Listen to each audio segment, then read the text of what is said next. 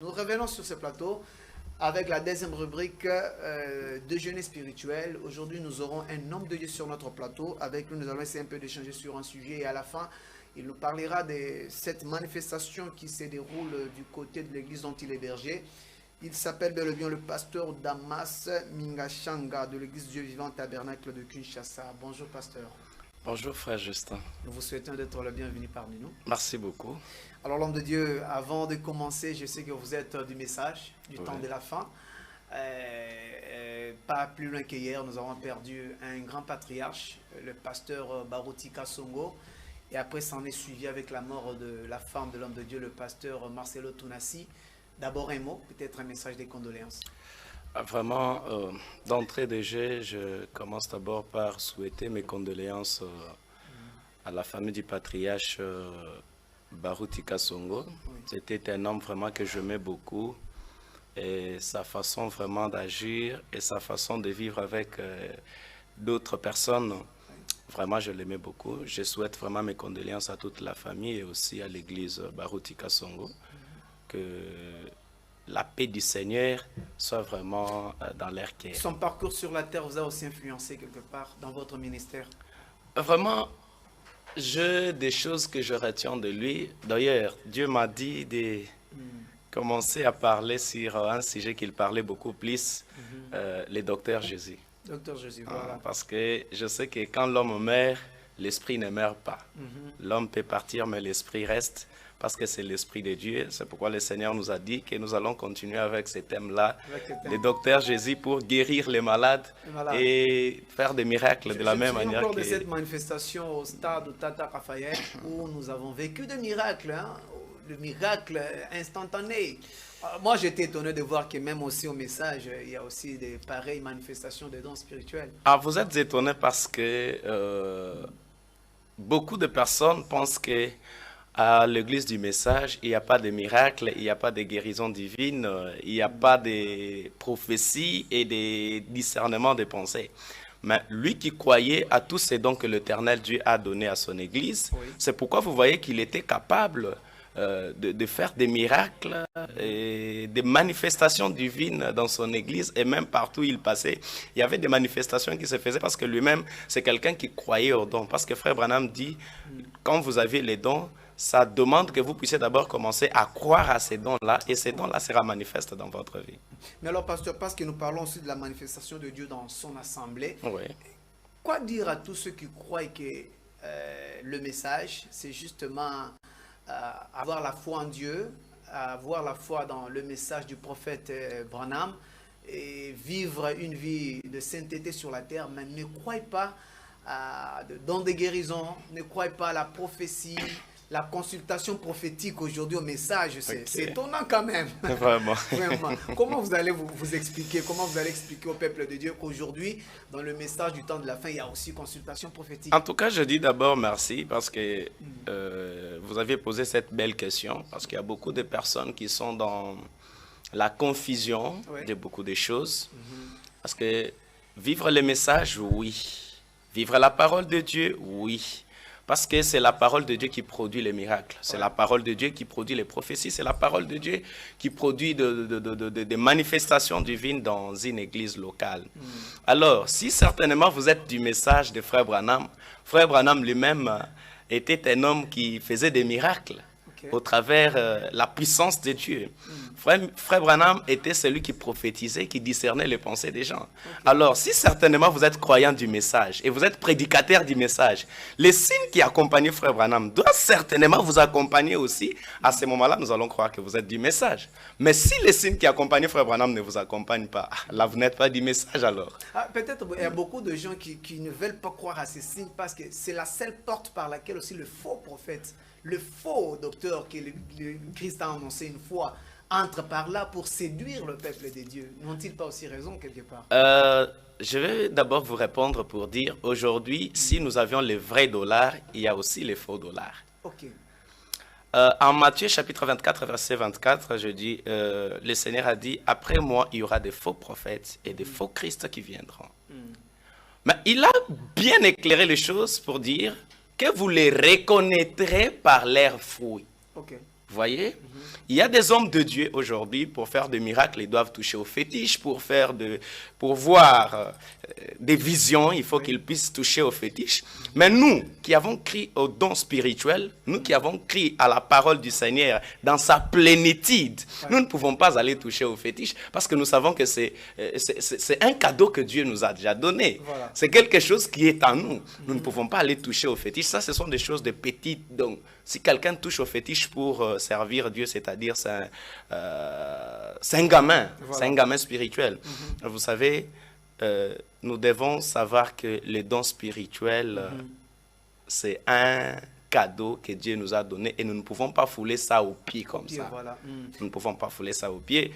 Nous devons vraiment aimer ça et exercer cela dans nos églises locales. Voilà, alors pasteur, dans l'église où vous êtes berger, je signale l'église Dieu Vivant Tabernacle de Kinshasa, comment le fidèle, disons, conçoit cette manifestation de Dieu au sein de votre assemblée? Parce que peut-être ailleurs, quand il voit que cela ne se produise pas, est-ce que cela est une raison pour laquelle le fidèle inonde l'église dont vous êtes berger? Vous savez, Dieu, quand il veut faire quelque chose, il a d'abord tissé une relation personnelle avec la personne à qui il envoie. Okay. Vous savez, quand Dieu a voulu envoyer Moïse, il a d'abord commencé par tisser une relation personnelle entre lui et Moïse.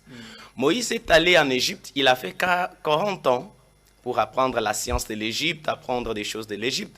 Mais il n'a pas pu accomplir la mission pour laquelle Dieu lui avait confié. Oui.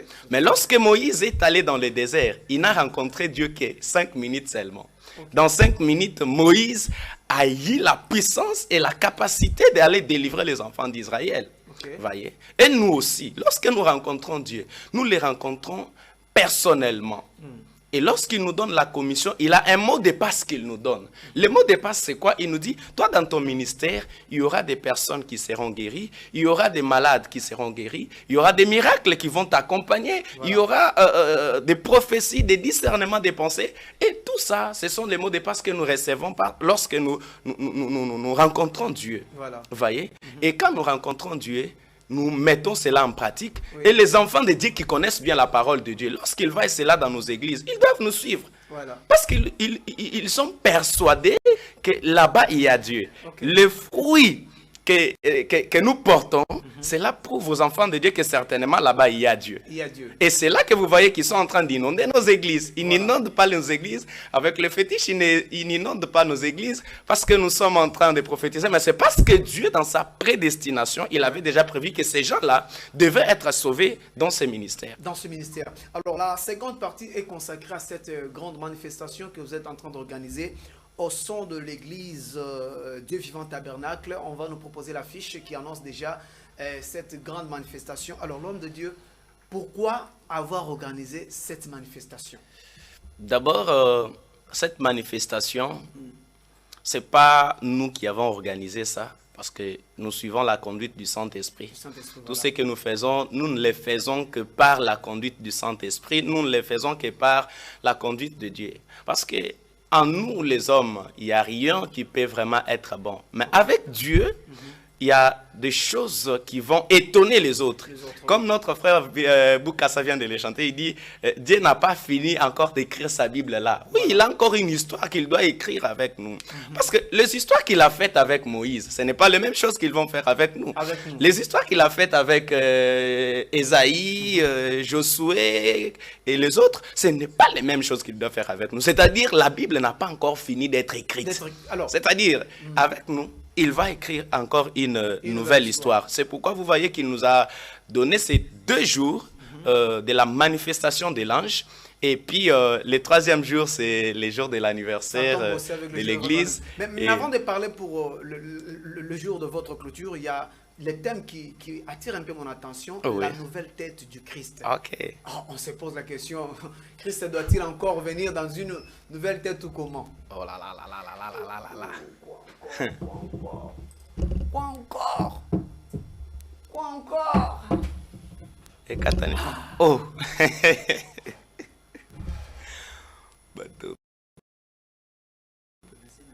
Question on a gaga. Ah, question, ah, ok. Vérifie déjà ma personne. Ça continue déjà. Déjà. Rien n'est perdu. Ok.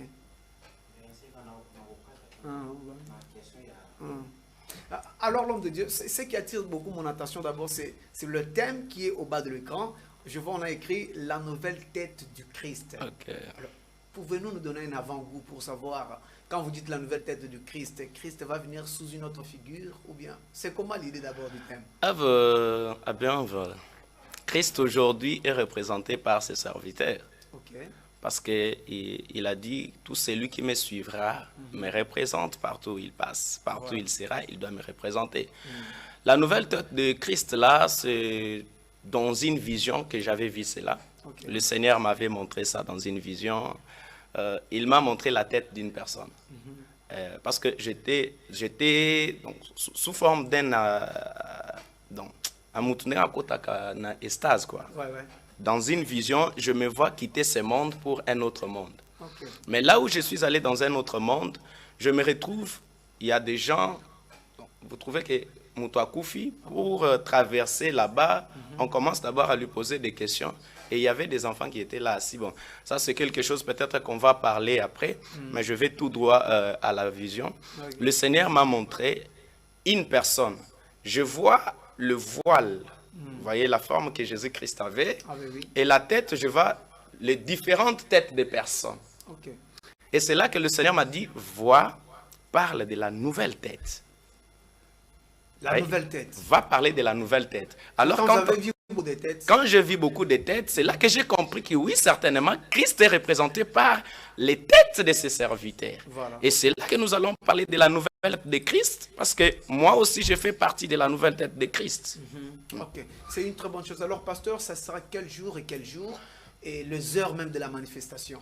Donc, la manifestation commence à partir du 5, ça sera un vendredi, le soir à partir de 16h30 jusqu'à 19h.